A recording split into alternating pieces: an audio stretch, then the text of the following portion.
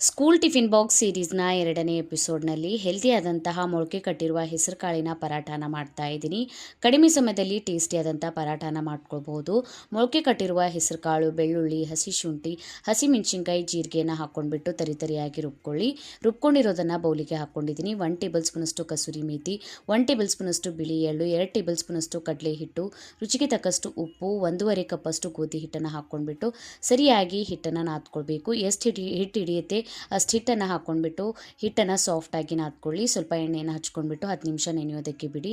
10 ನಿಮಿಷ ಆಗಿದ್ಮೇಲೆ ಯಾವ ಸೈಜ್ನಲ್ಲಿ ಪರಾಟ ಮಾಡ್ಕೋತೀರಾ ಆ ಸೈಜ್ನಲ್ಲಿ ಹಿಟ್ಟನ್ನು ತೊಗೊಂಡ್ಬಿಟ್ಟು ಒಣ ಹಿಟ್ಟನ್ನು ಹಚ್ಕೊಂಡ್ಬಿಟ್ಟು ತೆಳುವಾಗಿ ರೋಲ್ ಮಾಡ್ಕೊಳ್ಳಿ. ಈ ರೀತಿ 2 ಪರಾಠನ ಒಂದೇ ಸಲ ಮಾಡ್ಕೊಂಡ್ಬಿಟ್ಟು ಹಂಚನ್ನು ಬಿಸಿ ಮಾಡಿ 2 ಕಡೆಯಿಂದ ಸ್ವಲ್ಪ ಬೆಂದ ಮೇಲೆ ಮೇಲ್ಗಡೆಯಿಂದ ತುಪ್ಪ, ಬೆಣ್ಣೆ, ಎಣ್ಣೆ ಏನು ಬೇಕಾದರೂ ಹಚ್ಕೊಂಡ್ಬಿಟ್ಟು ಸರಿಯಾಗಿ ಬೇಯಿಸ್ಕೊಳ್ಳಿ. ಮೊಸರು ಜೊತೆ ಅಥವಾ ಉಪ್ಪಿನಕಾಯಿ ಜೊತೆ ಇದನ್ನು ಕೊಡ್ಬೋದು. ವಿಡಿಯೋ ಇಷ್ಟ ಆಗಿದ್ರೆ ಲೈಕ್ ಮಾಡಿ, ಶೇರ್ ಮಾಡಿ. Thank you for watching.